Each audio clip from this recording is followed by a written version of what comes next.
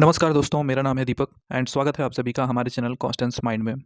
जैसा कि आप सभी को पता ही है कि अब लगभग सारे सेंट्रल यूनिवर्सिटी के एप्लीकेशन हो चुके हैं, जो मेन सेंट्रल यूनिवर्सिटी हैं, जैसे कि Delhi university, JNU, Jamia, Allahabad university, Baba Saheb Bhimrao Ambedkar university वगैरह वगैरह। अब मेन यहाँ पर एक सेंट्रल यूनिवर्सिटी बसती है जो टॉप मोस्ट में आती है, वो है बीएचयू। बीएचयू के पीएचडी एप्लीकेशन और इन्फॉर्मेशन बुलेटिन से रिगार्डिंग बहुत सारे कमेंट्स और कॉल्स आती रहती हैं हमेशा, और इस पर हम लोग काफ़ी निगाह बनाए हुए हैं।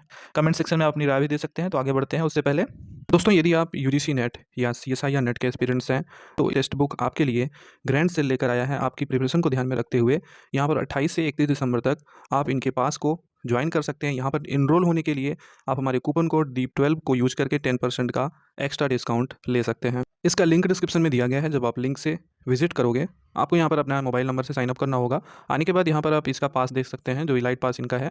यहाँ पर आपको जो स्पेशल फीचर्स हैं उसके अकॉर्डिंग यहाँ पर पेपर 1 एंड पेपर 2 के दोनों कोई मॉक टेस्ट आपको मिल जाएंगे।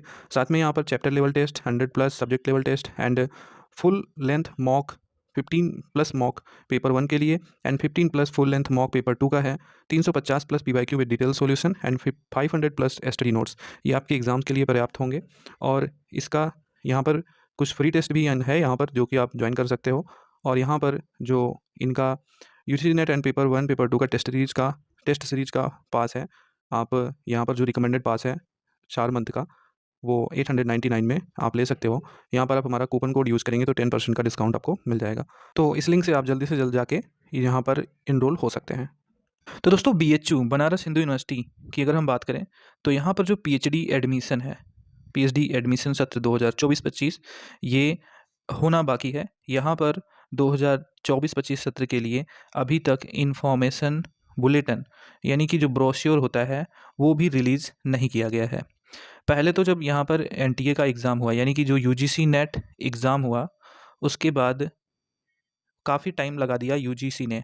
एनटीए ने जो एग्ज़ाम कराया था, एनटीए ने नेट्स जेआरएफ का जो डाटा होता है स्टूडेंट्स का, वो यूनिवर्सिटी को देने में काफ़ी टाइम लगा दिया।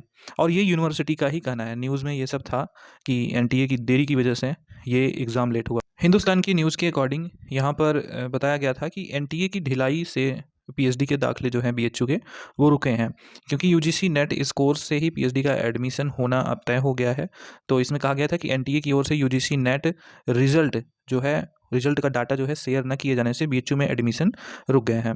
और इस न्यूज़ के अकॉर्डिंग मान लीजिए बीएचयू को अगर एनटीए का डाटा नहीं मिला था, तो अब एनटीए ने डाटा प्रोवाइड करा दिया है। अब तो प्रोवाइड हो गया है, फिर भी लेट हो रहा है, क्योंकि पहले एनटीए ने डाटा प्रोवाइड नहीं किया था, उसके बाद बीएचयू का दीक्षांत समारोह आ गया। दीक्षांत समारोह की वजह से उसमें सारी व्यस्तता हो गई इन लोगों की, उधर छात्रों का प्रोटेस्ट भी चलने लगा, तो इन सब से भी काफ़ी चीज़ें क्लियर नहीं हो पा रही थी, और यही कारण है कि अभी भी एप्लीकेशन नहीं आ सका है। यहाँ पर जो सीटें होनी है वो कितनी रहेंगी, बीएचयू में जो इस बार सीटें होंगी वो लगभग यहाँ पर 1400 सीटें हो सकती हैं। और अच्छी बात यह है कि इस बार जो इसके एफिलेटेड कॉलेजेस हैं बीएचयू के, उनमें भी 150 से ज़्यादा सीटों को बढ़ाकर बुलेटिन जारी होने वाला है।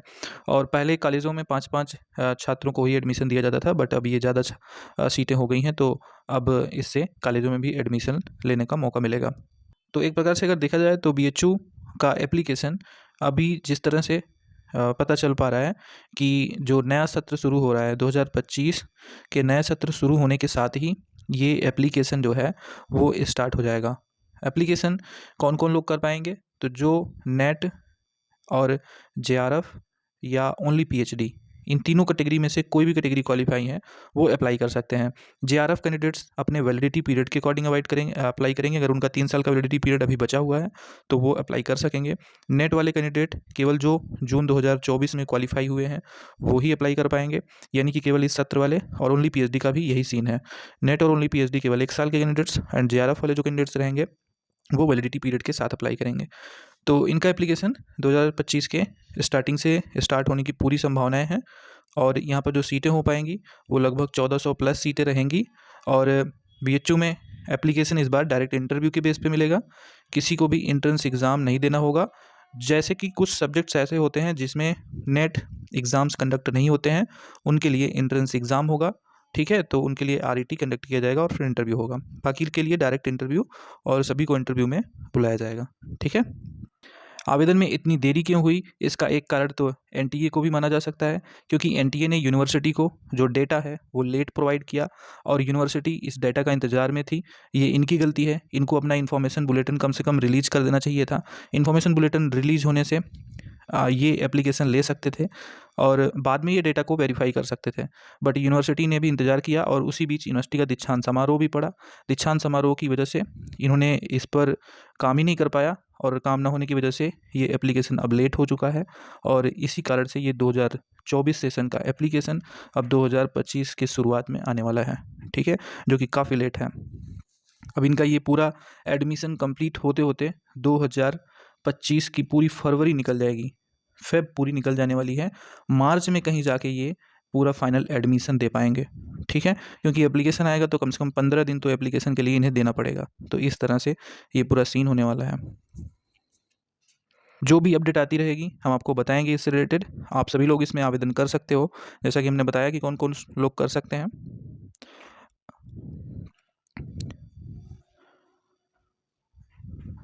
अब जो लोग आवेदन का इंतज़ार कर रहे हैं, तो एप्लीकेंट्स जितने हैं जो इसके लिए वेट कर रहे हैं, उन्हें क्या करना चाहिए, वो अपना एक टॉपिक डिसाइड कीजिए।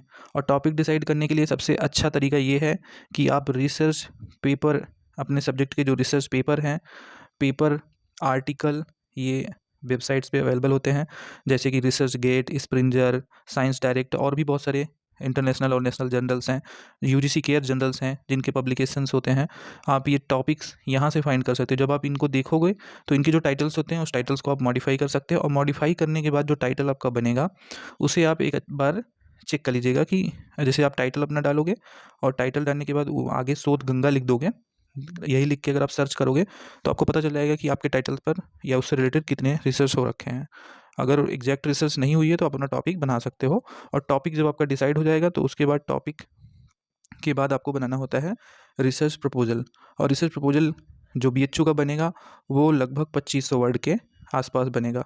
2500 वर्ड्स की बात अगर आती है तो यहाँ पर कुछ हेडिंग्स होते हैं, जैसे कि introduction, literature review, research gap और उसके बाद रिसर्च का क्वेश्चन आप कर सकते हो, फिर ऑब्जेक्टिव कर सकते हो, मैथडोलॉजी कर सकते हो और एक्सपेक्टेड आउटकम, उसके बाद आप रेफरेंसेस दे सकते हैं। इस तरह से आपका ये रिसर्च प्रपोजल बनेगा। टोटल पेजेस की अगर हम बात करें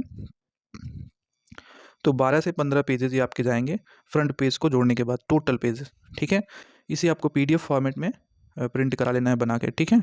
और आप पीपीटी भी चाहो तो बना सकते हो, पीपीटी कुछ कुछ डिपार्टमेंट में मांगी जाती है, ये बहुत ज़रूरी नहीं है, ठीक है। तो ये रिसर्च प्रपोजल आपके इंटरव्यू में मैंडेटरी रहेगा। अभी से आप बना लो, अगर आप अपने से बनाना चाहते हो तो टाइम लगेगा। अगर आपको दिक्कत हो रही है, आप बनाना चाहते हो हमसे, तो आप हमारे व्हाट्सएप नंबर 9260984489 पर कॉन्टैक्ट कर सकते हैं, ठीक है। तो thank you so much for watching. अगर आपको जानकारी अच्छी लगी हो तो लाइक कर दीजिएगा और चैनल को सब्सक्राइब कर लीजिएगा। आगे एप्लीकेशन आते ही आपको इंस्टेंट अपडेट मिलेगी। आप हमारे टेलीग्राम चैनल से भी जुड़ सकते हैं, जो है कॉन्स्टेंस माइंड के ही नाम से, ठीक है। Thank you.